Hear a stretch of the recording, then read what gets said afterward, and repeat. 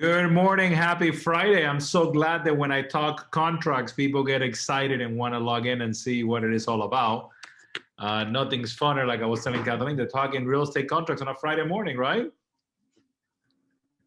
Sure. Sure. All right. So the reason we want to bring, and I know everybody says, well, Ernesto, the contract is something that I use all the time and I know it at the back of my head. Great. I'm glad you know it at the back of your head. But there's in a market like the one we have now, I don't think we have downtime to question or be questioned by a buyer or a seller when we're presenting an offer, because there's no downtime. It's you get only one shot at either getting that offer accepted. So you got to make sure that you understand what you're filling out, although it's a fill in the blank form put together by the Florida Association of Realtors and our Florida Bar. It has liberty of choices to make, and depending on what choice you make, things could go easy or things couldn't go that easy. Now, I will give you a preview to everybody. The contract is gonna be changed. There's a new version about to come out that is gonna make the financing part easier. Let's see how that goes. I have not seen a preview yet, but it was already approved. Have you seen the new one, Kathleen, yet or not yet? I have not. No, I have not. Just Okay. to see, because the finance section is ridiculous. It is. Okay, so Kathleen, if you want to, for those that are first-time watchers, if you can introduce yourself, and then let's get rocking and rolling talking about the as is. Okay, this is just so exciting. I mean, you're going to fall off your seats because it's so exciting, really.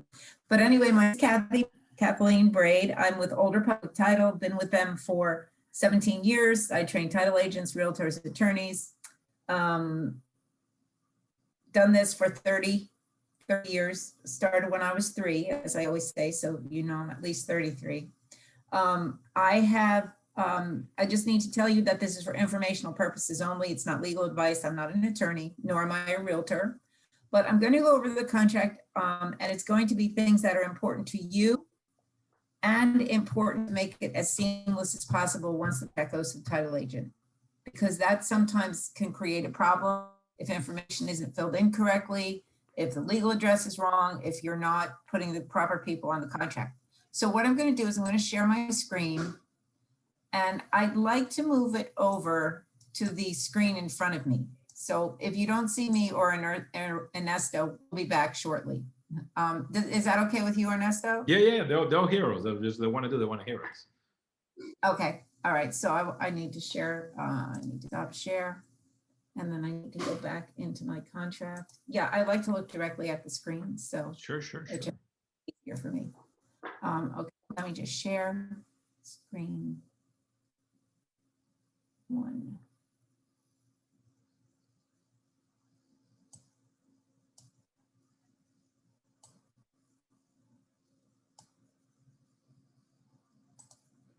Okay, can you see the contract? Yes, we can.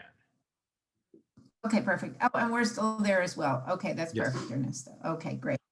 All right, so most importantly is when you go on your listing appointment, if you are the listing agent, when you go on your listing appointment, it's important that before you go on your listing appointment, you print out 2 things. You can get those both from public records. You're going to print out the current warranty deed, and you're going to go to the property appraiser's office, and you're going to print out the information there. Because when you fill out the contract, the seller's names have to be correct. If the seller's names are not correct, then the title agent would be searching the wrong, the title agent would order the commitment, and they would search they would have the wrong sellers, whatever the case may be. So you have to have the spelling correct. And in order to do that, you would have the deed with you, and it is public record. So you can say to the seller when you get there, I've taken the liberty of printing this out because it is public records. And this way we have all the information correct. If you print out that warranty deed and you see John and Mary Smith are entitled as husband and wife, and you're meeting with Robert Smith, well, that's a heads up for you. Is it a probate issue? Is someone in the hospital? So that can trigger questions. I see John and Mary Smith are entitled, and I'm meeting with you, Robert. Was this your parents' home? Are they deceased? If they are, was there probate? So again, you'll know this right from the beginning. And then you can say to them, well, if it hasn't been probated, do you have a probate attorney? Because there may have to be probate. Oh, well, this was their second home. They actually lived in California. Oh, well, if they did probate in California, we have to have proceedings done in Florida. So they'll have to have a probate attorney here in Florida because they're called ancillary proceedings to address how that Florida property is going to move forward, who has to sign. And that way the seller knows right up front, the title agent will know right up front. Then when the title agent is doing their processing, when they talk to Robert, if there are other people involved that may have to sign documents, you know, we live in a global world now. People don't live where they grew up. They live all over the world. So documents have to maybe be sent out to heirs. So I've seen, you know, files come in, I'm sure all of you have, where there are 5 or 6 people that have to sign and it's a problem. This one doesn't sign it right. That one doesn't sign it right. So it gives everyone a heads up. Seamless closing, that's what we're all shooting for. We don't want to have any surprises. So, you know, you look like the star if you go in there and you talk to them and you point that out to them. Well, I see that, right? So that's a good thing right there. You would be able to tell if the property was in a trust. If the property is in a trust, then you can ask the seller to find their trust because the title agent will need certain information from that trust. They won't pack it. A lot of times people pack their paperwork first because they figure they don't need it. So you're giving them a heads up, or they may have to contact their attorney to get a copy of that trust. So again, you're giving them a heads up at the very beginning because you have that deed. Now, if John Smith took title as a married man, as a single man, and you're meeting with John Smith and Mary Smith, well, she's not in title, he is, but you can explain to them that she will have to join in on the deed and sign the deed. So right in the beginning, you're giving them all these heads up. And when the title agent talks to them, they won't be surprised. Well, you know, why does Mary have to sign? I'm in title. Well, because if it's your homestead property, she does have to sign. So it's a good idea if you can put the seller's marital status on the deed. Again, John Smith and Mary Smith. And sometimes John and Mary Smith are brother and sister. Sometimes they're mother and son. Sometimes they're cousins, right? So if you put John and Mary Smith married, well, are they married to each other? Or is John Smith a married man and Mary Smith a single woman? So that will, again, give everybody a heads up as to what's going on. It just makes it more information, makes it clearer. When you're filling out, if you're working with the buyers, again, it's important. Spelling is correct. How are you taking title? And include their marital status. You wouldn't include the vesting information, you know, as joint tenants or as joint tenants with rights of survivorship. That's not something that you would put on the contract. It's important that the marital status is there so that the title agent knows if they're financing the property and it's going to be a primary residence, right, that they would have to indicate as to the marital status of the people on the mortgage, single, married, whatever the case may be. So those are 2 important things right off the hop. When you go on your listing appointment, print the deed and go to the property appraiser's office and print out the information there. It's so very important for your property description to make sure that you have the description correct. The street address is important, but we know sometimes the street address is a little bit different than what we see. So the street address is important, but most importantly is the actual legal description, the lot, the block, the unit number, because don't forget, if you have the wrong lot and block and nobody catches it, because sometimes it does happen that nobody catches it because we're all human. None of us are perfect, except for me, but none of us are perfect. And you cannot, you know, the title agent is going to go by what comes in on the commitment, what comes in on the contract. So it's important that we start out the file correctly. Now, I have this little site here. It says you can go to https://www.netroonline.com. If you go there, you can click any, there's all 50 states, and like you can go into any state and it goes by county. So if you're in Florida, you're going to go on a listing appointment and the people are in Miami-Dade, they live in Miami. So you'll click on Florida, you can go to Miami-Dade County, any county, and then you can click public records. And then what you'll do is you can go in there, you can go to the property appraiser's office, the tax collector's office, the public records, you can print anything out you want there, and it's free, right? So that's a one-stop shop. You can go there. I'm going to send this presentation to Ernesto and he can share it with you so that you'll have that, that website you can go on. And it's a great resource for you. You can go right there before you go on a listing appointment, print it out. You don't have to ask anybody to do it. You can be self-sufficient, and it's a great thing to have.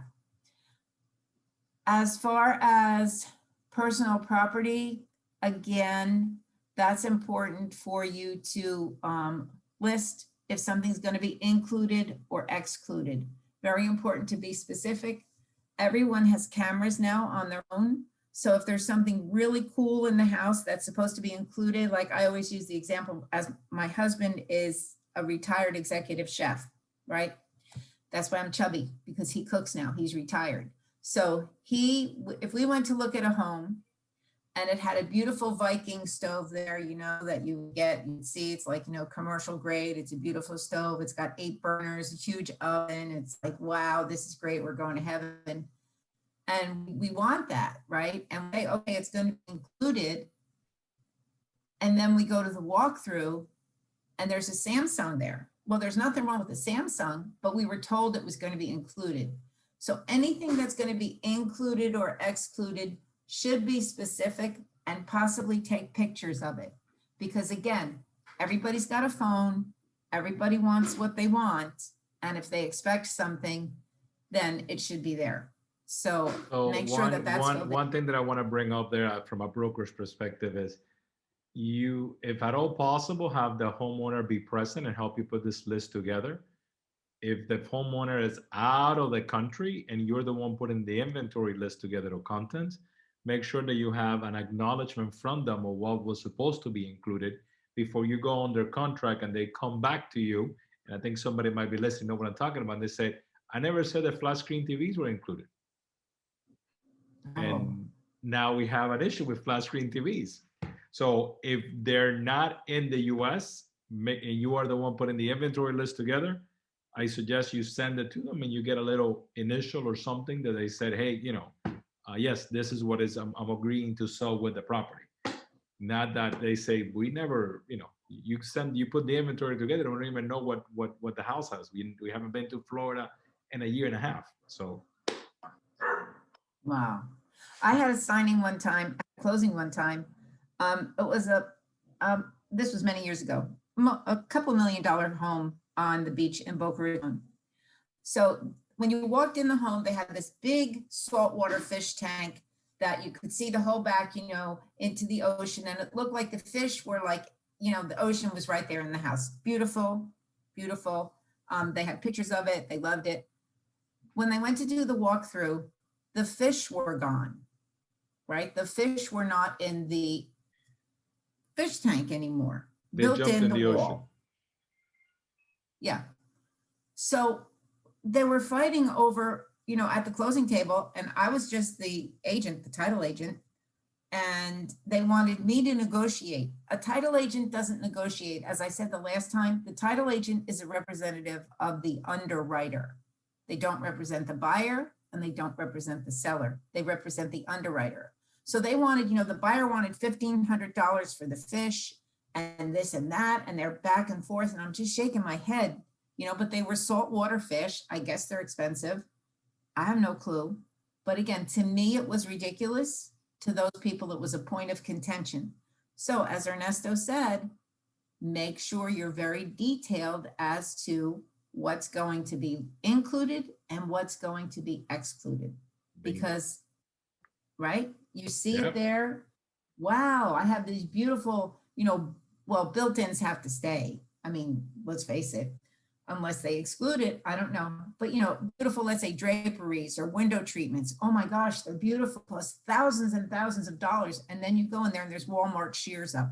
Not that Walmart shears are bad, but if you're expecting those beautiful draperies or window treatments, so again, be very, very specific. It's very important that you include that. We all want a seamless closing. The title agent doesn't want to have to say, I don't represent you. If the buyer's choosing or the seller's choosing the title agent, they don't represent the title, they don't represent either party. Okay. The negotiations are something that is between the realtors and the parties, really. Okay. So now we're going to the purchase price. Ernesto, just let me know. I can't see what you guys see. So if I'm out of sync with what you're seeing, No, just let me know. you're good. Purchase price. Purchase offer full price. In this market, offer full price. Right, or more. Make sure the purchase price and deposits are correct so that there's no question as to what's happening. And then, your effective date, you're checking everything off. Whoever is the escrow agent, that is the agency, the title agency, or the attorney that's holding the deposit.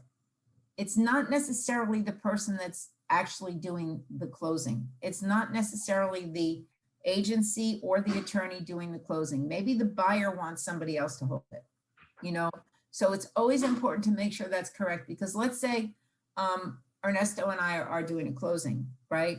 And I'm the buyer, Ernesto is the seller, and ABC Title Agency is going to do the closing. And the realtor puts ABC Title Agency, but I don't want ABC Title Agency to hold my deposit. I want to give it to my attorney, right? So now the listing agent will call up ABC Title and say, did you get the second deposit? And the title agent's going to say, what do you mean the second deposit? I didn't even get a first deposit. And that can really create a problem. So always make sure that whoever is holding the deposit is listed there, and their information, all their contact information. So there's no question as to who has the deposit and if the deposit is made. Then you have your offers and counters. So for everybody listening to the sound of my voice, you remember you have two choices. You can use the title company or the buyer's attorney, whatever they prefer, or you can just simply put it in our trust account, and it's as simple as that. You can drop it off out of any of our offices, and it will be deposited in a trust account, and you get a nifty escrow letter. So yes, you don't have to run around and figure it out. You can just put it in our trust account, and we'll move on. And make sure that for the escrow agent information, you have whatever office of your company, their information, their contact information and everything right there. So there's no question. And everybody knows where the money is, right? It's just if you just take a little bit of time and you follow these steps, it's going to make it so much easier for you as well. Like Ernesto said, you won't have to be chasing around. Who has a deposit? Where is it? Oh my gosh, I don't remember, Make sure that you fill it out correctly. Let's face it, this is your business. This is your Bible, right? A title agent has to work off of their commitment. That's what they have to do to close it. In order for you to get your commission, you'll have to fill this out correctly, or it can cause problems. It can cause delays in the closing. So again, it's very important to fill it out correctly. Yep. Something that when this contract first came out, I don't know if they're going to change this, Ernesto, or not. When this contract first came out, it said the effective date of this contract shall be the date when last one of the buyer and seller has signed or initialed and delivered this offer or final counter offer. So it's signed and delivered. Okay. So what does delivery mean?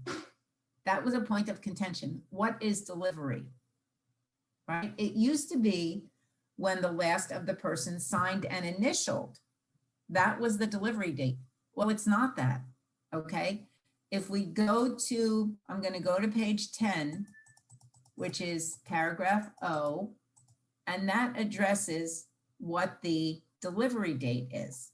Okay. I'm going to just read this part that's highlighted. Notice and delivery given by or to the attorney or broker, including such broker real estate licensee, representing any party shall be as effective as if given by or to that party. What does that mean? It's legal jargon. It means if your buyer is out of town and they've signed the contract and they're not going to get the contract actually until they get home, and you get it on their behalf today, and it's signed by all parties, then today is the effective date. You are taking delivery on their behalf. And it says all notices must be in writing and may be made by mail, personal delivery, or electronic media. A facsimile or electronic copy of this contract and any signatures hereon shall be considered for all purposes as an original. The contract Can I explain that in realtor language? So plain, simple realtor go ahead. language. If Yes. Kathleen sends me an offer signed by her sellers and I received it today on Friday, but let's say today was Monday and I received it today, but I don't give it to my clients till Wednesday, the effective day is today. I received it on behalf of my clients. If you don't forward it to your clients 2 or 3 days later, your clients cannot come back and say, "Oh, we're not on a contract. I never got a copy of it." The minute you receive that is the day it begins to count. So plain realtor language. It's not when you give it to your clients, it's when it hits your inbox. That's right. And you have to consider that too, because the effective date is the date that you have to be concerned with, inspections and things like that. So always remember that. When you get the contract, that's the date, and get it to your client as soon as possible. Email them. Everything is email now, right? So you get it today, in the email, you say, today is the effective date. You have X amount of days from today to get your inspection, right? You have X amount of days to do this, do that. So it's very important to understand what that effective date is. I hope they change that because that's very confusing to a lot of people. Okay. So again, any changes as far as your closing date, I don't know if people are doing honor before that much anymore, but if the closing date changes, always get it in writing, because people will say, "Oh yeah, we're good for that day," and then that day comes and they're not ready. So again, I've had a lot of experience doing this. I've had people fight about it. I've had buyers, say, "Well, wow, everything is packed up. Now you're not going to close for 2 more days. Who's going to pay for my hotel? Who's going to pay for my food? Who's going to pay for the storage of my furniture?" Then when they do the walkthrough, they want $25 for every little nail hole in the wall to try to cover the cost of the expense of them having to stay in a hotel. Or they fight. I've had to separate them like kindergartners and give them time out, put one group in one room and another group in another room. So again, all this stuff, do it in writing, get it in writing, cover everybody, and then won't have any problem. Because especially if there's a loan involved, there may be fees because the buyer didn't close on a certain day, and they're going to want the seller to compensate them for that. So again, it's very So very important. going back to realtor language, if the contract says closing on or before August 30th, and this buyer does not want to close, even if it's a cash buyer, onto the 30th, on or before doesn't mean that you can, as a seller, you can force them to perform before. So if you put on or before August 30th, it's August 30th. You cannot call Kathleen and say, "Hey, I want to close on the 27th," because if the buyer doesn't want to perform, he doesn't have to. It's on or before. So it's literally a buyer's discretion, right, Kathleen? Not seller's discretion. Correct. Because they're the ones that are buying the property. Yep. Can they be accommodating? Sure, if they can. Maybe they can't be. You don't know, somebody's what's going on in their life or what their plans are. Extension of the closing date. Well, they added paragraph A because this came out after the CFPB made all their changes, so nobody knew what was going to happen with that. But that's kind of a moot point at this point.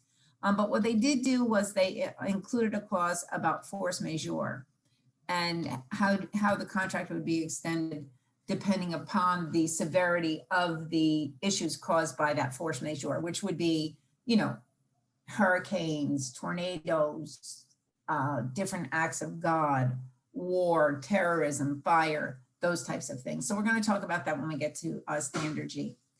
Occupancy and possession, unless paragraph 6B is checked and the seller is going to deliver the property, the keys and everything else, and the buyer can take possession. If there are leases, if it's a rental property and there are leases, then the seller has to deliver copies of those written leases within 5 days after the effective date. So again, effective date is very, very important. Parenthesis Go ahead, again, Ernesto. another I can tell you- another realtor comment. If you're selling a property with a tenant and it's an FHA loan, they gotta take possession. FHA loans means the buyer is moving in and taking possession of the property. It's not for investment purposes. So if it's an FHA loan, that buyer has to move in. So if a mortgage broker is telling you differently, please call me because that's not allowed. And you laugh because you've seen that before, haven't you? Oh, I've seen it all. That's why I'm so glad I don't do it anymore. I'm so glad I do this. I don't have the patience anymore for that. You know, again, like I said, this is your Bible. You should know this, and you should know it. And if you know that your buyer has an FHA, is going to have an FHA loan, then you shouldn't take them to see properties where there's tenants, right? It just makes sense because if they can't move in there. So, you know, why get their hopes up when they're going to have to kick the people out, you know? So they can't do it anyway. They have to be able to move in. So there could be nobody in there. Or they have to have moved out before, obviously. Assignability, okay, same thing. Depends on which box is checked. Can the buyer assign the contract? You know, again, you have to discuss this and see what's going to happen with that. Financing, I hate this paragraph. They're going to change it. I'm keeping my fingers crossed that they simplify it. Yeah, it's so, well, no offense to any attorneys. My daughter-in-law is an attorney, but it's written in legalese, you know, so again, there's a lot of different gray areas. Buyer will pay cash. That's wonderful. Everybody does a happy dance. Title agents jump up and down. They love cash transactions, as do you. If it's going to be cash, if it's going to be financing, then you're going to have to work with the buyer and how are they going to finance this? Okay. Conventional FHA, VA or other, then 30 days after the effective date, the contract defaults to 30 days. I have a little trick for you as well. See the asterisks by the numbers. Mm-hmm. Every time there's an asterisk by a number, there's a box or a blank that needs to be addressed, whether it's a buyer or a seller. But you know that, wow, I see there's some boxes here. There's some asterisks here. I better look at those and see if I have to complete them because you do have a default, right? So again, here, the contract is contingent upon the buyer obtaining approval if left blank within 30 days after the effective date. So do you want it to be 30 days or do you want it to be 15 days? Do you want it to be 45 days or do you want it to be 10 days? If you don't fill it in, it's going to default to 30. So it's very important to pay attention to anywhere you have those blanks, all right? Paragraph 1, B1, buyer shall make a mortgage loan application for financing within blank, again, if left blank, days after the effective date, and use good faith and diligent effort to obtain the loan. Okay, this is where I get a little angry. Buyer's failure to use diligent effort to obtain a loan approval during the loan approval period shall be considered a default under the terms of the contract. For purposes of this provision, diligent effort includes, but is not limited to, timely furnishing all documents and information and paying all fees and charges. Okay, that's fine. Okay. Timely furnishing and diligent effort. What is timely furnishing the documents? You know if your buyer is a procrastinator, right? You're supposed to meet them at 10 o'clock. They call you and say they're going to be there at 12. You show them 200 houses, they can't make up their mind, right? So right off the bat, you know that your buyer is kind of wishy-washy, right? So timely to them may mean 2 weeks. Timely to me means you need it tomorrow or the next day. So you need to explain to your buyer that they have to get all of the stuff done that they need to get done as soon as possible. Especially if it's a first-time home buyer, you know, you need your taxes, you need pay stubs, you need information, get whatever information your lender tells you you need. If you need a gift letter, whatever you need, you can't fool around. You have to give it to them as soon as possible. Gather all these things and let them know while you're showing them those 200 houses, and let them know that they have to get it to the lender, to their potential lender as possible. Can anybody prove? I don't know how you can prove that the person didn't use diligent effort. Maybe they couldn't find their taxes. Maybe it's taking them longer. I don't know. That's why I say it's kind of gray. What, you know, they're saying diligent effort includes, but is not limited to timely furnishing all documents and information. Okay. It just, you know, it's hard. So you have to make sure your buyer has everything ready. Tell them not to buy a car. Tell them not to buy furniture. They didn't even have a house yet. So don't buy furniture. Don't do any of these stupid things, you know? It's crazy, but they don't understand. And then then it gets screwed up, you know? So they need to understand these things. And as a realtor, you know, again, it's your job to make sure that your buyer and your seller know what's expected of them. You're the professional, right? It's your job to let them know. Do you think to say as we right now, Ernesto, or shall I just continue? No, I'm laughing because I'm a big preacher of buyer consultations. You need to sit down with a buyer and set expectations and explain the process to them from the beginning, because their mistakes are usually attributed to us not providing the right information.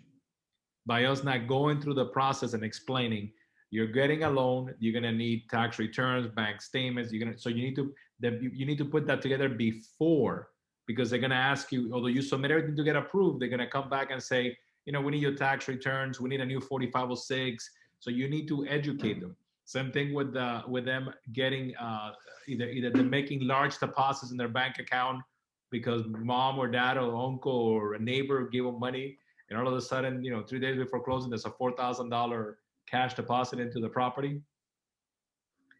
Or they're gonna close on Friday, so on Thursday they went to City Furniture and bought all new furniture. So it's, you know, it's like no. So it goes back to us. We need to be the professionals that as they're filling this out, we got to have that consultation and say, okay, these are the things that you need to keep on check on, and the things that you cannot do to make sure the process goes smoothly. Yeah, because that can hold it up, and then, you know, and then you can be out of contract, and the seller doesn't want to sign an extension because, wow, now that the market is crazy, I can get $30,000 more. So I don't care if you can't get a loan, I'm going to get more money, right? So again, you don't want to lose the sale, or, you know, you don't want to lose that because you didn't inform them. So, and especially first-time home buyers, they don't have a clue, especially, I don't want to be offensive to young people either. My children are in their 30s. But, you know, everything is online. Get some papers, you know, I know you're going to have to send it, but I mean, you know, take some responsibility and get this stuff done before. Both of my children are procrastinators. So this really gets me. You know, they think that timely manner means, you know, come on over for dinner at 6. Well, you know, they'll be there at 7 because I don't know why. That's the way it is. So that's why I have a real hard issue with timely manner. Okay. Buyer shall keep seller and broker fully informed about the status of the buyer's mortgage, loan application, loan approval, and loan processing. So again, that's fine. You know, they don't have to really share any information with them, but just let them know, I guess, they should let them know when they have their approval. All right. And this caused a problem as well, because it goes on to say that the buyer authorizes the mortgage broker, the lender, and the closing agent to disclose such status and progress, that's fine, and release preliminary and finally executed closing disclosures and settlement statements to the seller and the broker. The closing disclosure of the buyer is not allowed to be given to anyone without the buyer's written consent. That's a CFPB rule. I mean, you can't get around that because it has personal information on it. Their interest rate, their payments, it's got the truth in lending disclosure built into it. And frankly, it's none of the seller's business what the buyer's interest rate is, what their payment is, anything. It's none of their business. I used to be very uncomfortable at a closing table when the buyer and seller were present and going over the buyer's documents. I didn't really go over them. I just, said, this is your payment, this is your interest rate, because it's none of the seller's business, right? And I don't think that the way it used to be was uncomfortable. So now we have separate closings. I think that's great. We have separate documents. The American Land Title Association, because of this, they put together the Alta settlement statement, and that reflects all the information, just like the old HUD used to do. It's a little different format, but it has the same information and nothing public is there. So this caused a problem because when this contract came out, the realtors were saying, well, look, the contract says that you can give me the closing disclosure. Well, no, they really can't, because that has private information on it. And the CFPB said that's a no-no. Number three. One big takeaway from we jump out of this page to everybody listening to us. Line 87 is the critical deadline that you really gotta follow if you're on the buyer side. So line 37 is you got 30 days for that loan approval. If you do not have that loan approval on day 29, that's the moment to write that extension. Day 28, it's a day to write that extension. It's that day to have that conversation with the lender and the buyer so they understand, hey, your loan is not ready because of X, Y, Z. So we need to go back to the seller and ask for an extension of this protective period, because that day protects the deposit. The minute we jump out of that day, the minute that day goes by, then that deposit is now at risk.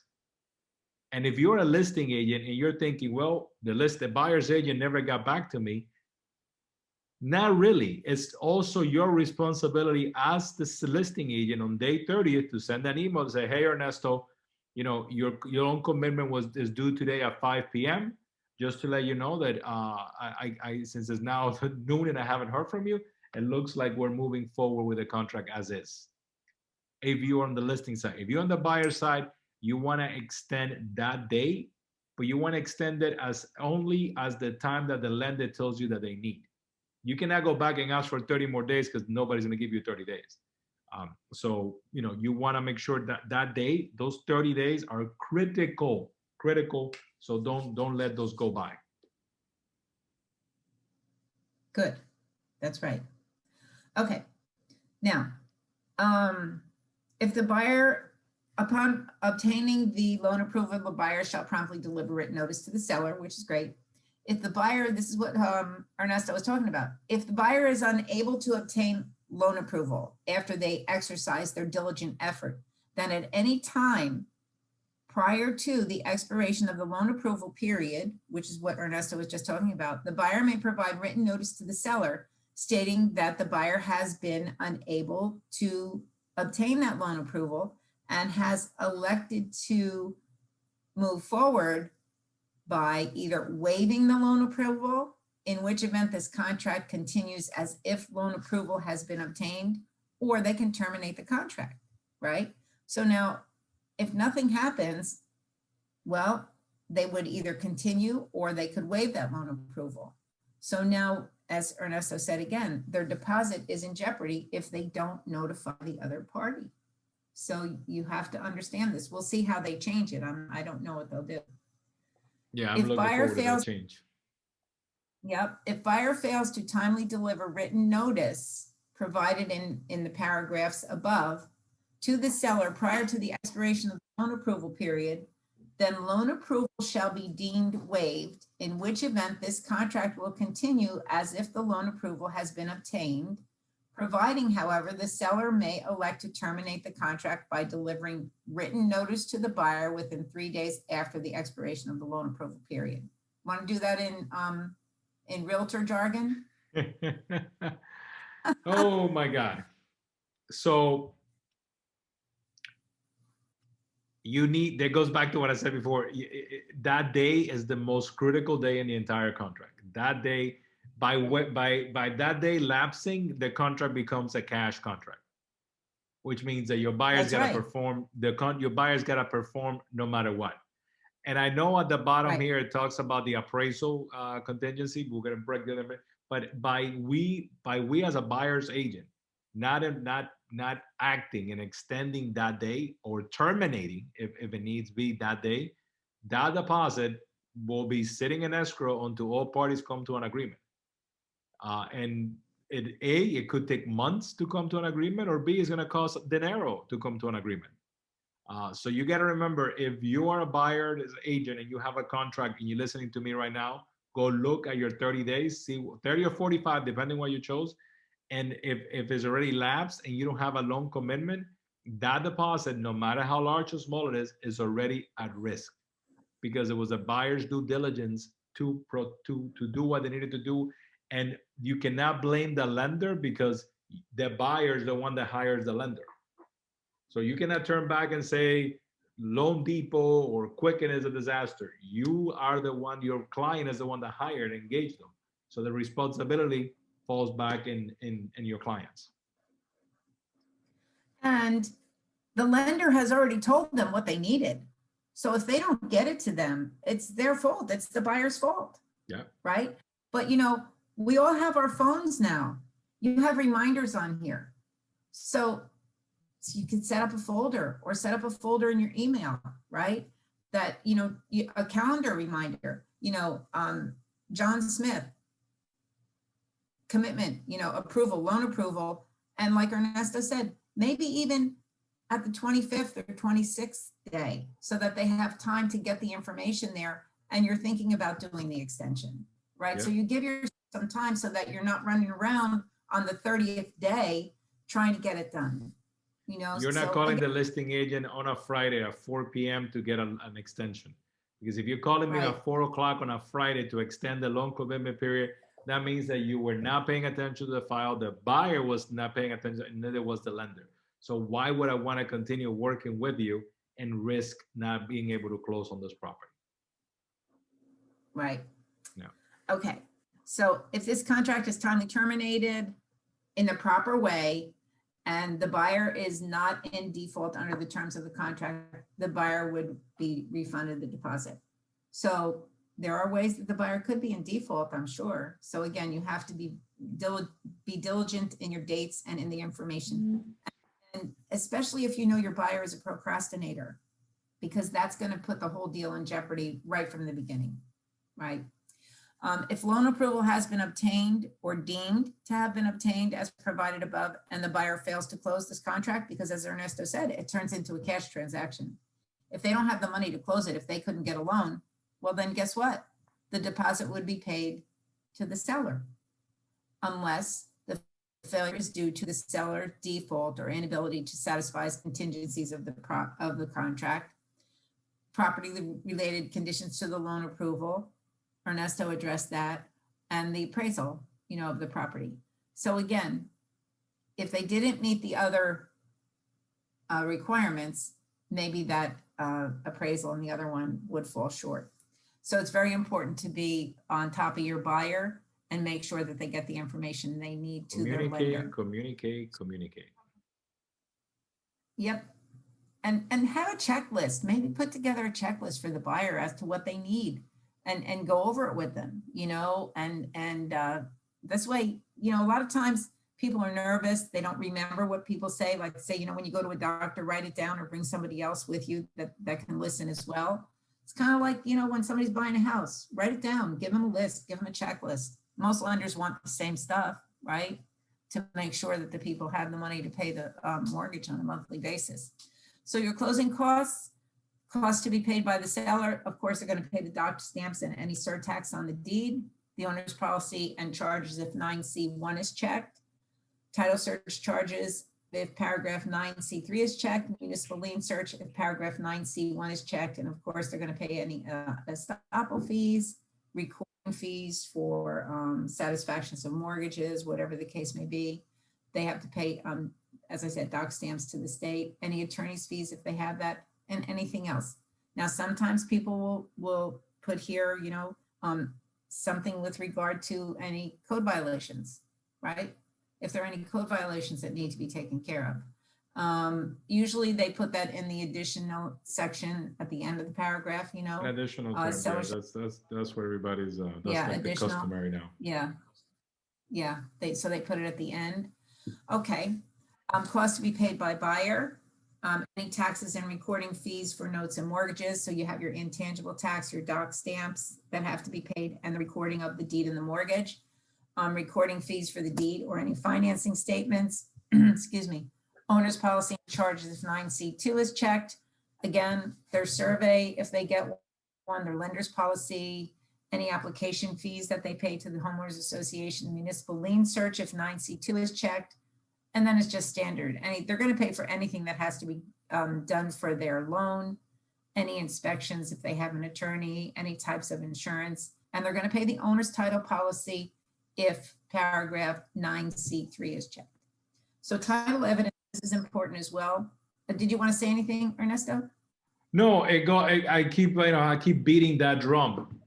Buyer's consultation, bring in a Zoom your title person and have them explain what is it that they're going to pay at closing. What you don't want is, it's what Kathleen said, to sit at the closing table and they're going to all of a sudden say, wait a minute, what's all of this? What am I paying for? Those surprises never end well. Those situations never, you know how they end?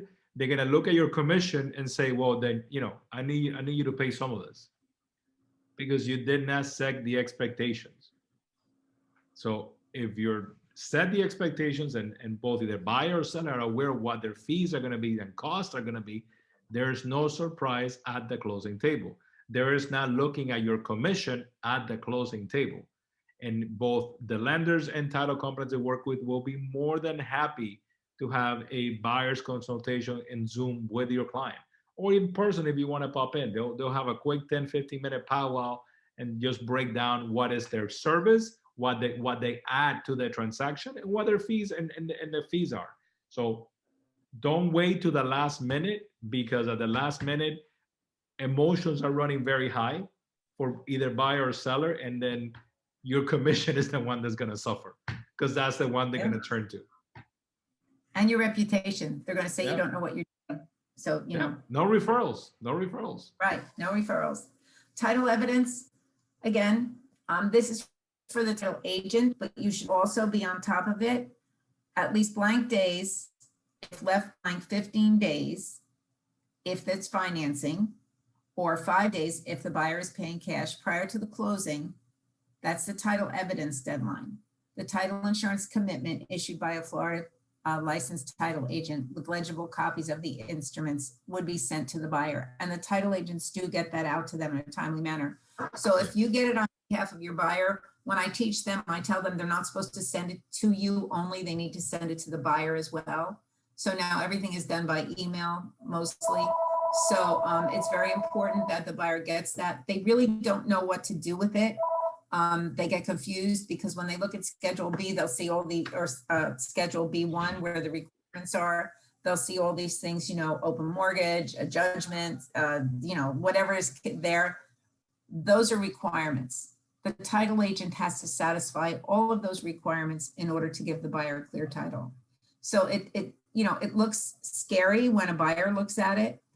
And sometimes when realtors look at it because they don't know what it is, just like a title agent doesn't always know everything that's in the contract, right? So it just depends.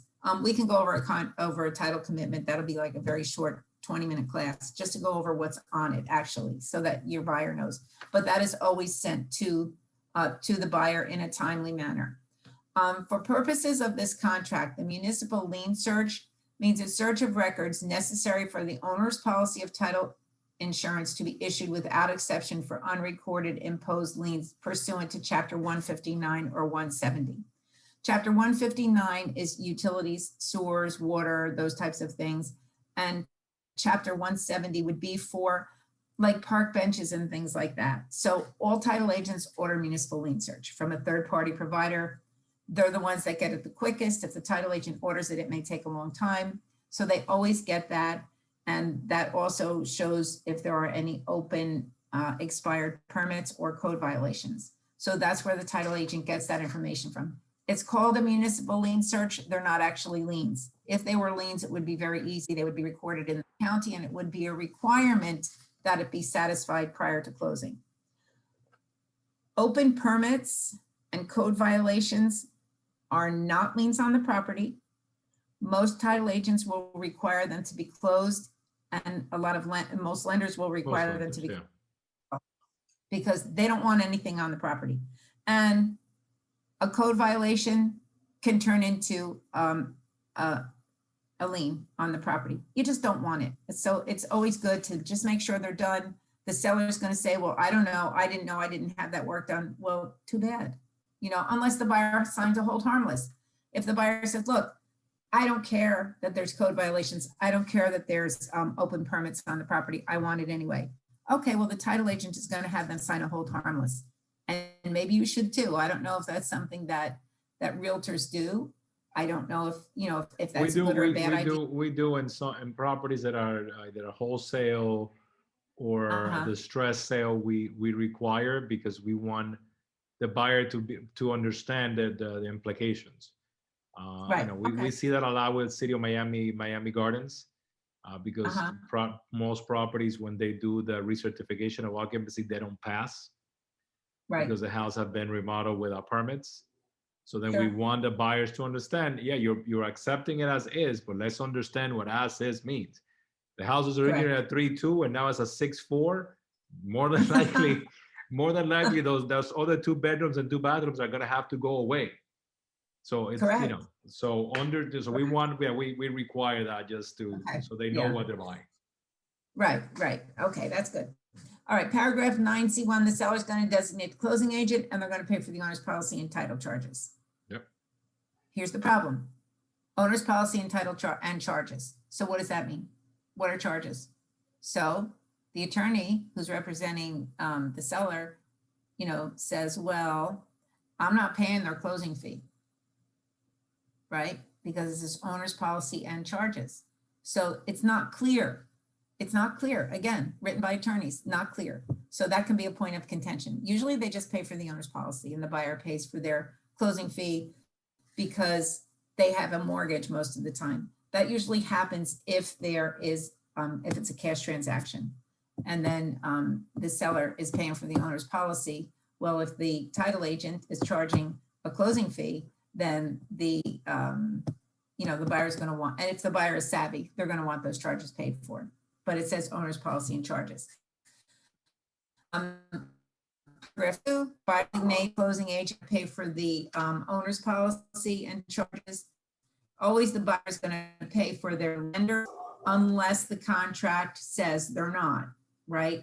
So everything in the contract, or not everything, but a lot of things in the contract are negotiable. So if something is different than what's in the contract, you have to make sure you put it somewhere so everybody understands and agrees to it, right? So if the seller's going to pay for all of the buyer's closing fees, then that's got to be written somewhere, right? Or if the buyer is going to pay for all of the seller's closing fees, that's got to be written somewhere as well. The Miami-Dade Broward regional provisions, the seller is going to furnish a copy of the prior owner's policy.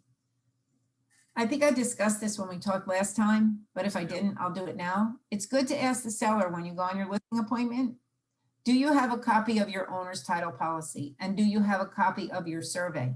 Maybe before you meet with them, ask them if they have it and ask them if they can have it available to you so that you can have a copy of it and you'll give it back to them, right?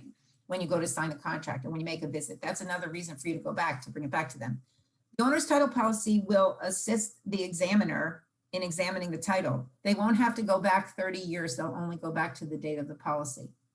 Because if the policy is 5 years old, they only have to go back 5 years. That's an easier search than a 30-year search, right? And it takes less time. Should there be any problem, they can get an indemnification letter from the underwriter who issued that policy. right? So that makes it a lot easier for the title examiner. Yes, it is. And it's always important. We'll talk about a survey when we get to the survey paragraph. Okay, so now we're at continuation. They're going to do the update. That means they're going to do the title search, right? They're going to do a tax search. That's all included in the title search. And the municipal lien search. That's what the seller's going to do. The buyer will get the post-closing update, meaning before closing, they're going to update the title again. And the buyer's going to pay for the owner's title policy and the lender's policy, of course. And then it says the seller shall not pay more than, if left blank, $200 for the title search. So again, if you leave that blank, they can pay, no more than $200. Survey on or before the title evidence deadline, which is again 15 days prior to the closing if they're financing, and 5 days prior to the closing if it's a cash transaction. The buyer may, at buyer's expense, have a real property surveyed and get that to the closing agent within 5 days after the effective date, if the seller has it. So again, if the seller has a survey covering the real property, a copy shall be furnished to the buyer and closing agent within 5 days after the effective date. I don't know that really happens. Most of the time, I don't think it does. But again, if they have it, it's a great thing to have, especially to get it over to the title agent, because the legal description will be on there. Everything will be on there. Survey is very important. Lenders require a Florida Form 9 to their policy. It's an endorsement. So in order for an underwriter to issue a clear Form 9, which is regarding encroachments, et cetera, and Ernesto, if you want, I have a survey presentation as well, how to read a survey and what to look for on a survey. But if they have that, if there's no survey, the lender doesn't get a clear Form 9.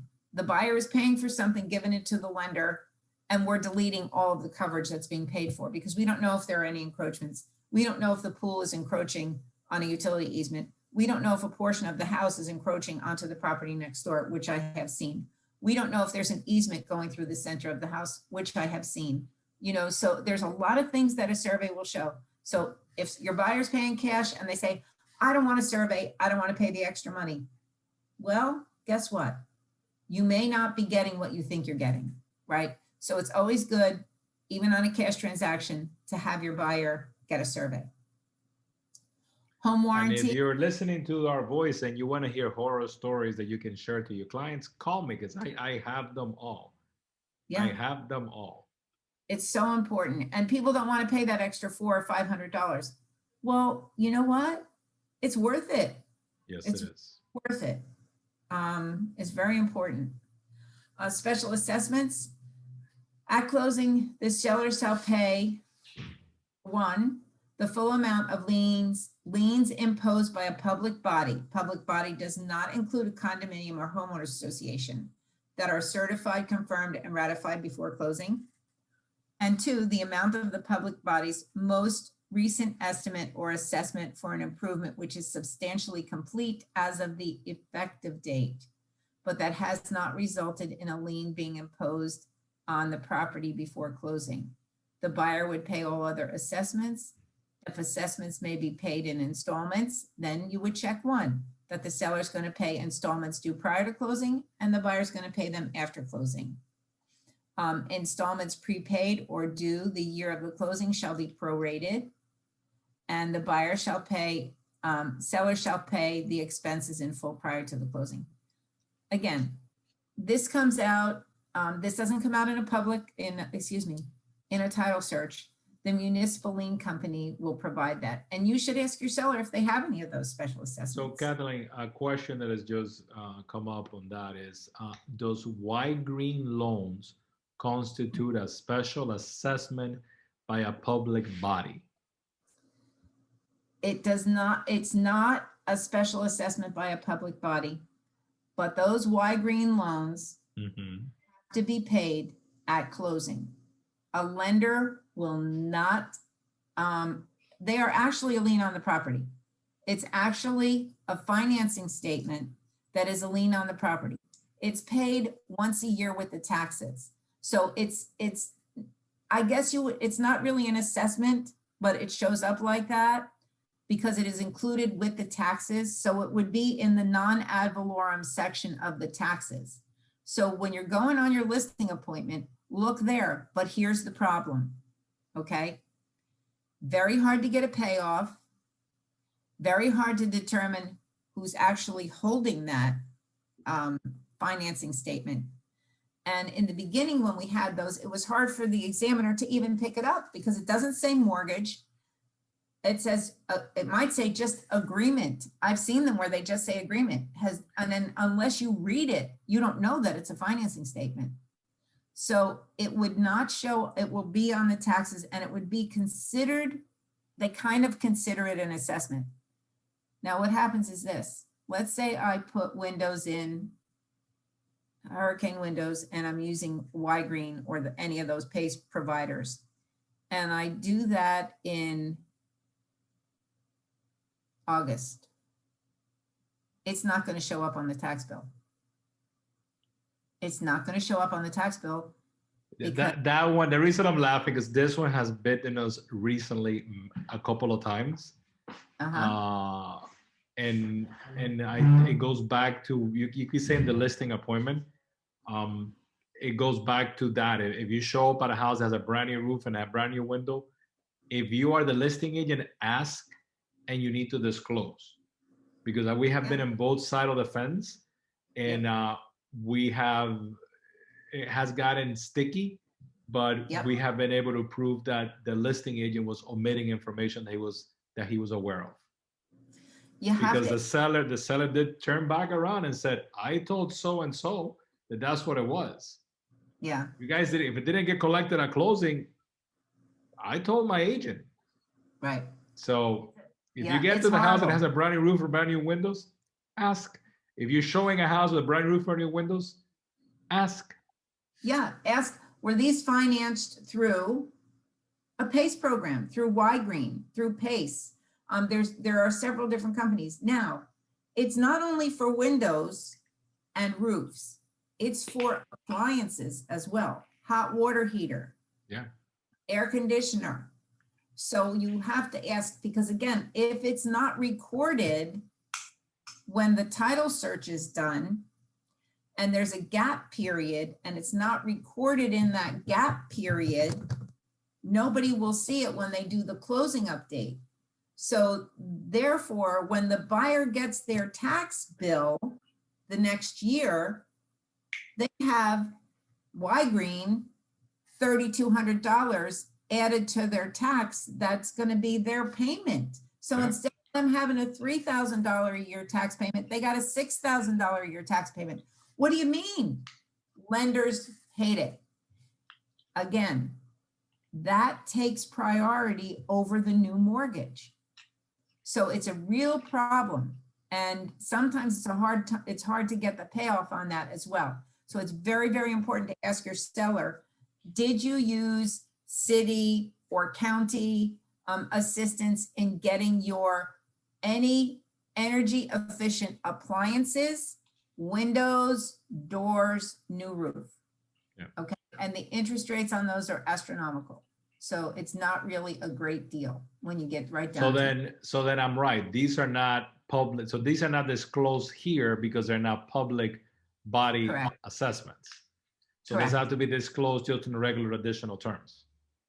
Correct. And you know, it's important to let your seller know. I have an example of a tax bill. I'm sure you've seen them with the PACE information on it.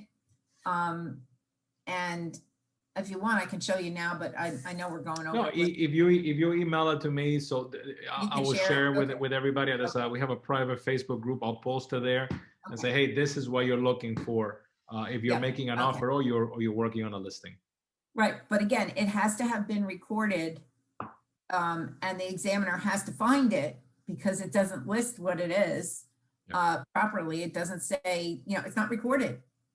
So it's there, it's recorded, but it's not listed as a mortgage, which it should be, or as a lien, which it should be listed as a lien, like you would put a judgment, you know, it's listed as a lien. This is not, so it's very hard to find.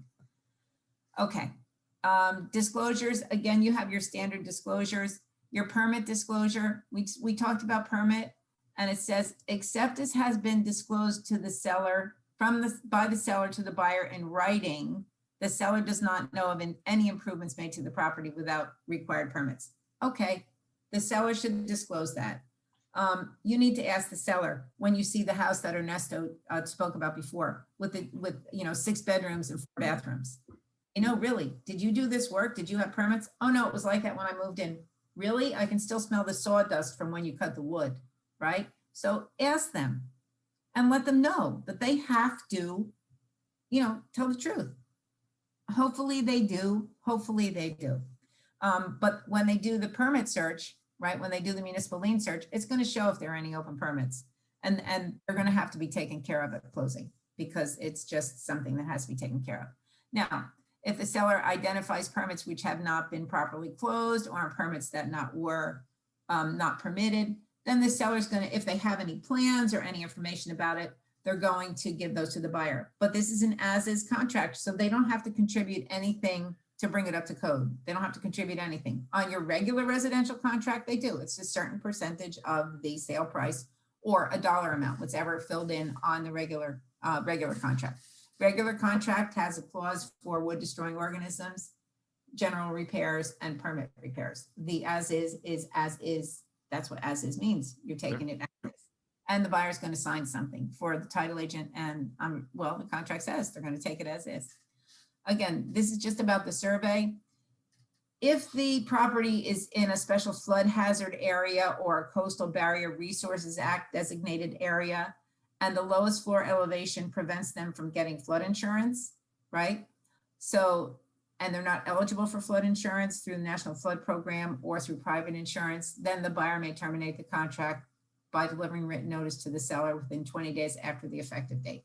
So now, again, that's why it's good to, another thing to ask your seller when you go, do you have flood insurance, right? Because that's going to give the buyer a heads up that they'll need to get flood insurance. If the seller has flood insurance, chances are the buyer would be able to get flood insurance.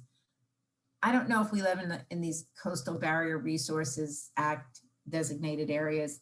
I know I was up in the Panhandle doing some training and they have some areas up there. Maybe we have them here. I'm just not aware of it. But just let the buyer know that they may have to secure flood insurance. It's important. And these are just disclosures that you would be giving to your buyer, talking about them, going over it. Again, you have to go over these things. We talked about FERPTA, right? We went over this paragraph. The seller shall inform the buyer in writing if the seller is a foreign person. We talked about that last time. So if you want more info on FERPTA, just scroll down on our chat and the video is there from last week. Seller's disclosure.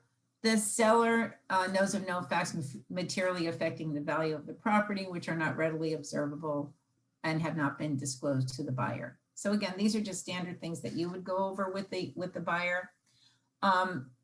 The buyer has to have their property inspection and right to cancel by buyer shall be, if left blank, then 15 days after the effective date, which is your inspection period, within which to have such inspections of the property performed as the buyer shall desire during the inspection period.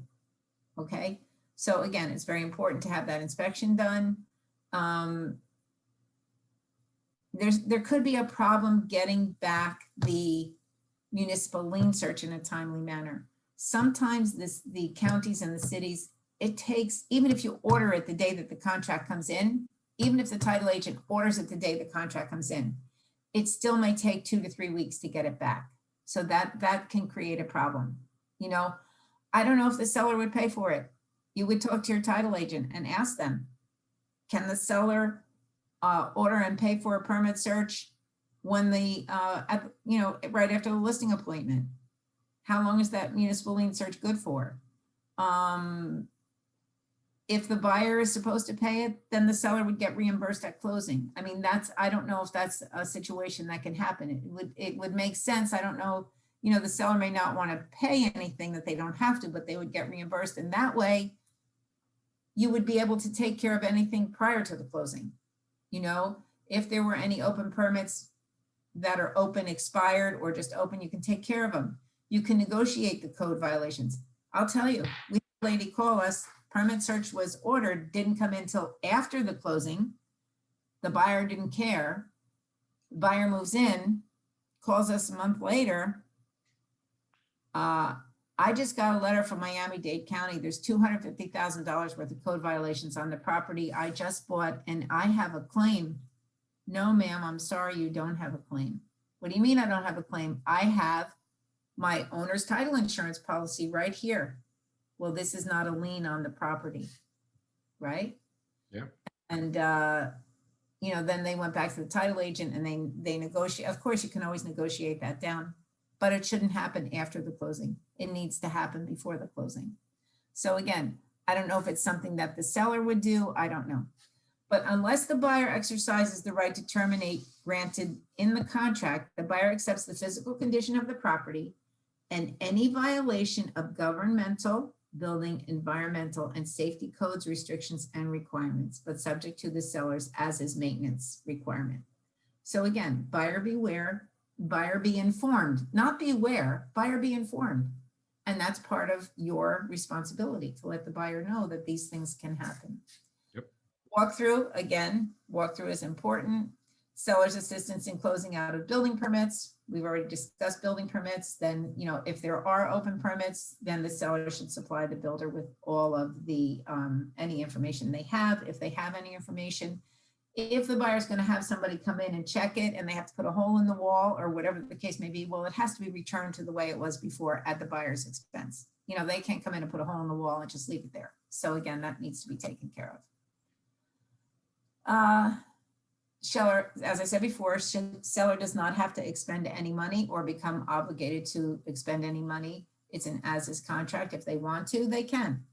If they don't want to, they don't have to.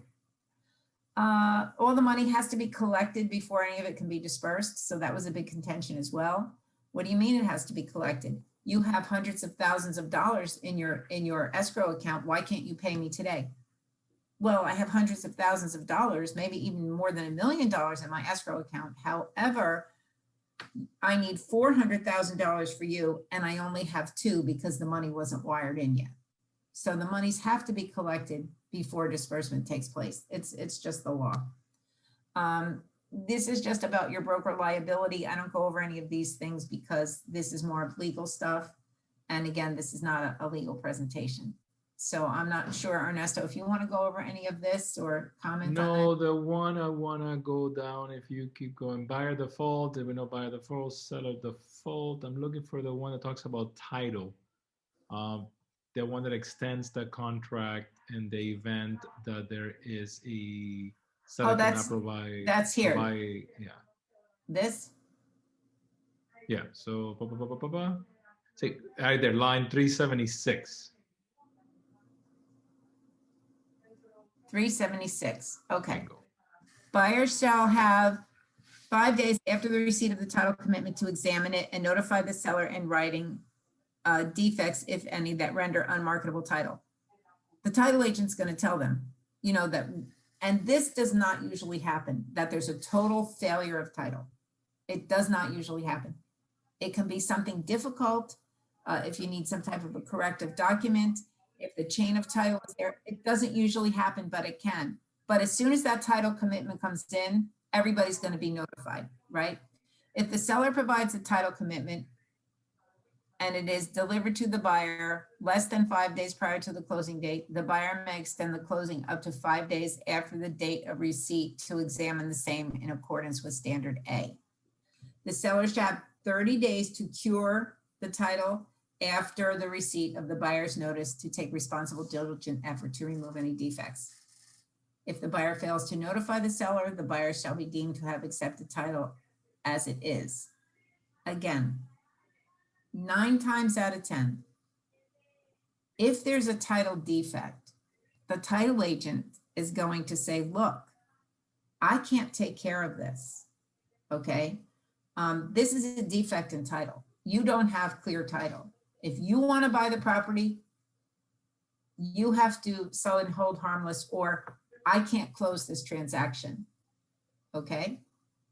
I can't close the transaction because I can't clear the title. And that means that you'll never have clear title. Somebody can come forward and say they have a lien on your property, whatever the case may be. So at that point in time, there would be some type of an action that the underwriter would say, yes, we can do that if this happens, or no, we can't insure that.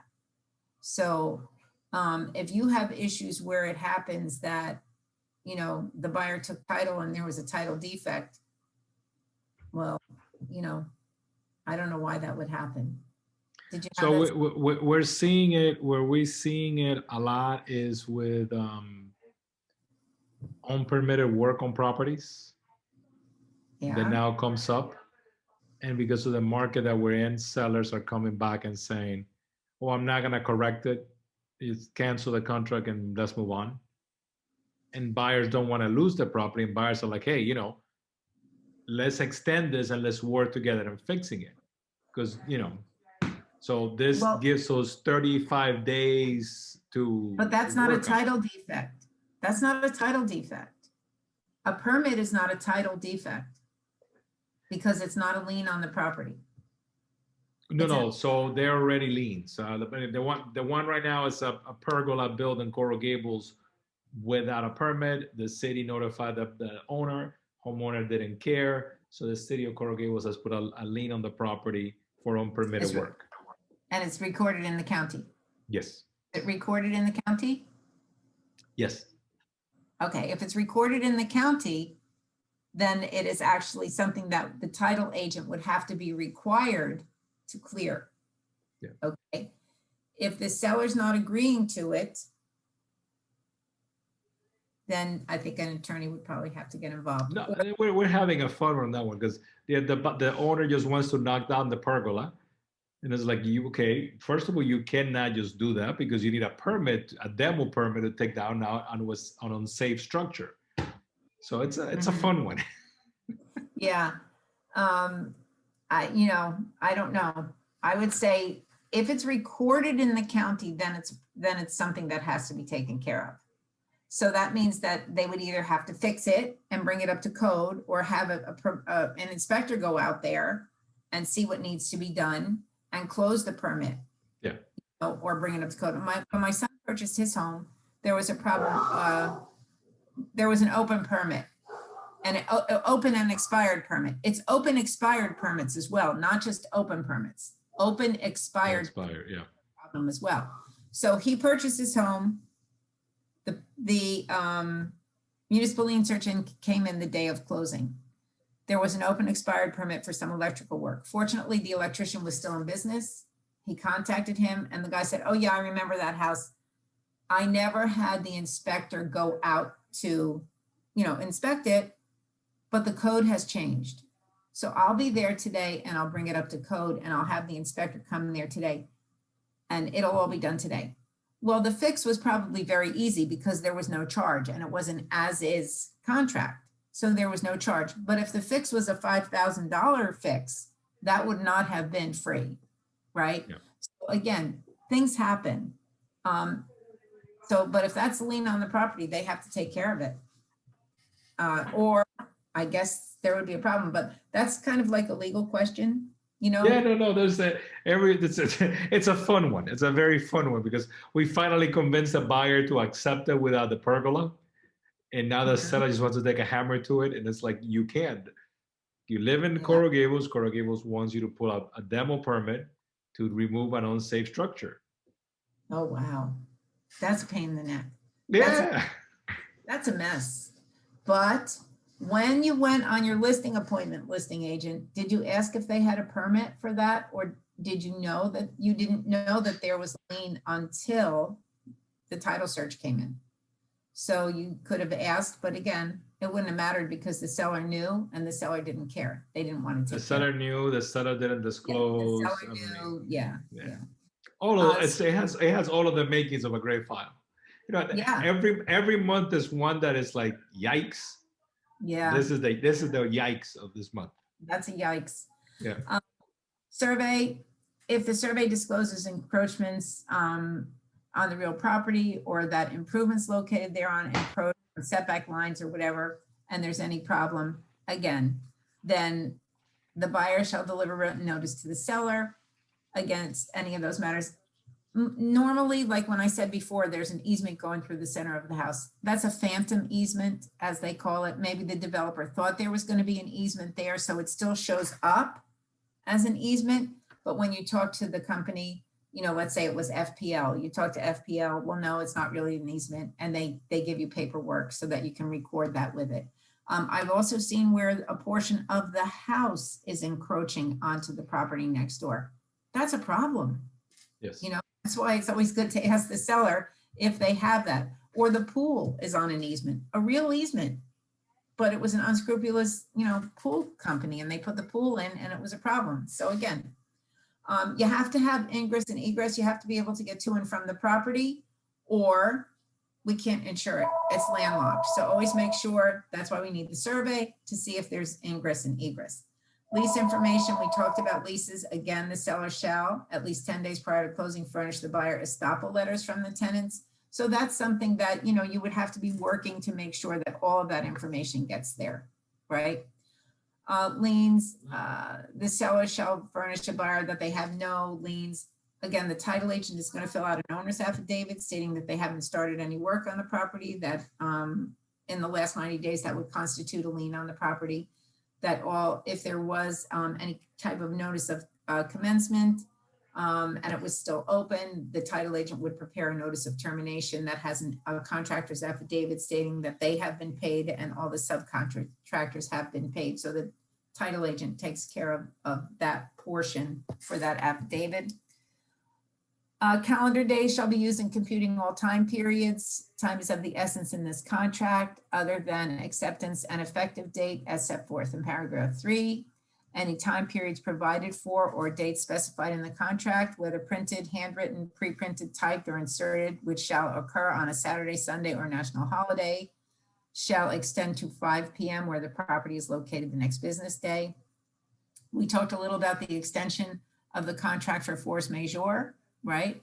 So it says that, you know, the buyer and seller shall not be required to perform any obligations under this contract or to be liable to each other for damages so long as the performance or non-performance of the obligation or the availability of services, insurance, or required approvals essential to closing is disrupted, delayed, or caused or prevented by force majeure. And that is, it lists what they are here: wars, insurrections, hurricanes, floods, extreme weather. We know all those things.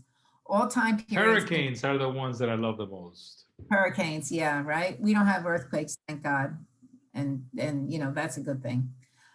All time periods, including closing date, will be extended a reasonable time up to 7 days after the force majeure no longer prevents performance under this contract.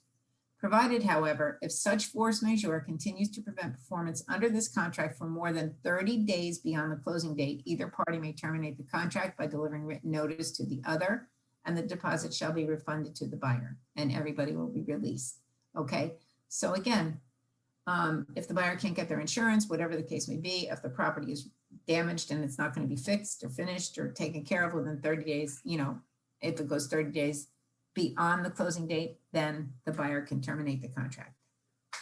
Conveyance. And no monies are returned. And the monies are returned, yep.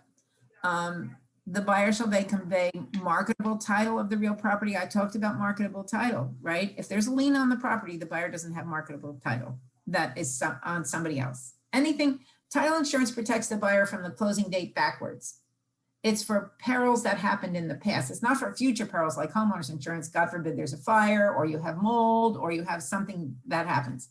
Title insurance protects you from the closing date backwards. So anything, any kind of liens or anything that happened prior to the buyer owning it, that's what title insurance covers. Okay. So again, that's how the buyer is protected. Should someone come forward and say, hey, you know what? That was my parents' property and I was away. I was in another country and I never signed off on that document. And now I need to be compensated for that. Well, you know, the buyer doesn't have to hire an attorney. That's why they have title insurance, right? Title insurance underwriter, Old Republic, is going to defend them up to the amount of their policy. So if they have a $500,000 policy, they're going to do what they have to do to clear that title so that buyer can turn around and sell it without any problems. Okay. attorneys, whatever the case may be. That's why you have title insurance. Does it happen? Not usually. Can it happen? Yes. The closing will be conducted by the attorney or other closing agent designated by the party paying for the owner's title insurance, and will take place in the county where the property is located, unless everybody agrees to go to a different county. Yes. And that's a problem because nobody wants to drive here. Nobody from Palm Beach wants to come to Broward. Nope. It's amazing. All the time. I mean, you're in Glades and you got to come down to Wiles. It's a 10-minute drive. Nope. Nope. They don't want to do it. They just don't want to do it. I know. Well, if they're Boca people, they certainly don't want to do it. That's for sure. I know. I live in Boca. I can say that I live in Boca. I know. I did closings here for years. It's horrible. But anyway, neither here nor there. But it's supposed to be in the county. And if they don't want to do it, let them sign it remotely then. Let them pay for them to stay home and have the documents signed remotely if it's the seller, right? And if it's a cash transaction, even if it's a lender, some lenders allow remote signings. Yeah. The title agent is going to prepare all these documents that are needed for the closing, and the seller is going to sign them and they'll be delivered to the buyer. FinCEN is a pain in the neck. That's the Treasury Department started this to try to help stop money laundering. Okay. It used to be, and it still is, Miami-Dade, Broward, and Palm Beach County. It used to be if the property was residential, luxury residential real estate, $1 million or more, and it was being paid cash, and it was a shell corporation or these corporations. I don't really understand it. All I know is everybody hates it, and people were laundering money that way. And now it went from $1 million down to 300,000. Yeah. So anything that's, 300,000. So all they're looking for is a copy of the operating agreement, right? I don't know. Because I think it used to be you could just show before it was just the articles, which you could find in Sunbiz, but now they're actually requiring the actual operating agreements. Yeah, I don't get involved with that. One of our underwriters, I always refer them to one of the underwriters. She's, that's her gig. She knows about that. Yeah, I don't get into that. It's too complicated for me. And for the title agent as well, they have to fill out all this information online that goes directly to the Treasury Department. So it's a pain. The deed will be recorded, of course. Now we have electronic recording, so it's usually done the same day as closing or shortly thereafter. Let's see. Okay, so if there's an escrow agreement, if there's going to be any money, if the monies are held in escrow, again, there's always an escrow agreement. It's written, whatever's going to be held in escrow, they agree, everybody agrees to it, they sign it, and there's an end date on it. There has to be an end date on all escrow agreements you have, always have an end date, or else it'll go on forever. You'll have that money for 5 years because they can't decide what they want to do. Yep. I'm going to the escrow for 25 days. If the work isn't done in 25 days, Mr. Buyer or Mr. Seller, if you didn't get this, well, either way, whoever's supposed to have the work done, if it's not done, the money's going to be paid however it says on the escrow agreement. So always make sure any escrow agreement you see for your client always has an end date on it so your client is protected. Prorations, taxes are going to be prorated based on the current year's taxes. If we don't know what the taxes are, they're going to be based on the previous year. So we don't know the taxes yet. Of course, taxes are paid in arrears. The tax bills don't come out until November. So when your prorations are going to happen, they'll be from January 1st through the closing date. Your solid waste and some other things are paid on a fiscal, not a calendar year, and that starts October 1st through September 30th. So again, the title agent will take care of that. Seller has to allow the buyer in to do their walkthroughs, 1031 exchange.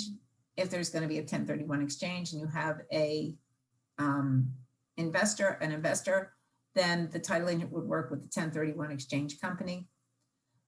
If you need a presentation, Old Republic has a 1031 exchange company. So Janet does a great presentation on 1031. So if you want, we can set that up. It's a great presentation that she does. Definitely. Yeah. let's see, contract not recordable. Again, notice and delivery given by or to the attorney or broker representing the party shall be as effective. We talked about that. Again, these are just items that are, you know, in the contract. I don't go over this too much. We talked a lot about FERPTA. We went over this contract. A lot A about lot. FERPTA. A lot.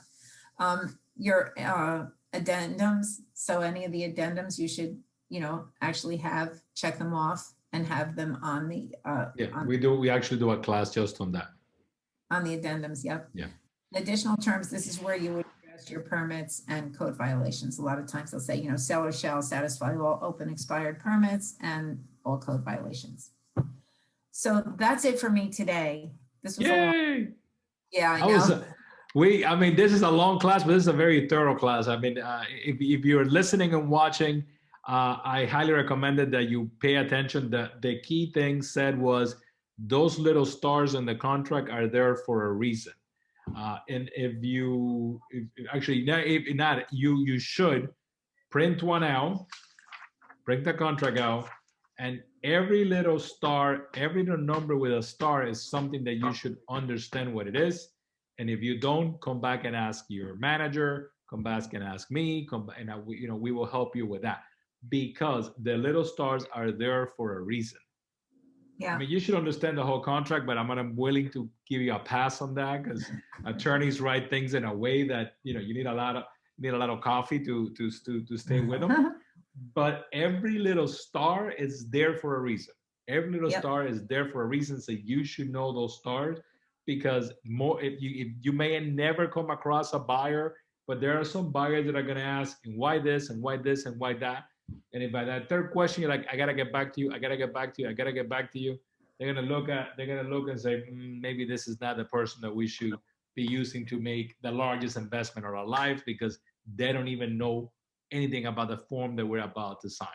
So the escalation clause, somebody asked, has not been released yet. The minute it's released, we will be talking about the escalation clause. But in plain English, what it's going to say is you're going to offer 500 and you're willing to go up to 560 if the seller can provide bona fide offers that are higher. So, I mean, it's a way to stay in the property, but the seller has to prove by showing you the other offers. But as soon as we have the escalation clause, and Kathleen has time to read it and understand it and have fun with it, we will come back and talk about it. We'll see. Thank you. Okay. I know that we're working on next month's calendar, and I know they're going to reach out to bring you back and talk about a couple of other things. Okay. But you know, this one was very thorough, guys. Watch it, read it. The little stars, that's what you got to focus on. That's what's going to make you. That's going to make you a smooth transaction. And ask questions. Like Kathleen said, ask questions. If you're on the property, ask questions from before, so there's no surprises at the closing table. Don't wait to the last minute, because at the last minute, emotions are running high when you're sitting at that closing table, and you cannot turn to the closing agent and tell them to solve the problem for you, because they're not there to solve that problem. That's not what they're there to do. They're there to close that transaction. Hope everybody had a fantastic week. Enjoy your weekend. Be productive. Hold an open house if you don't have anything planned to do. And I'll see you guys around. See you in the next one.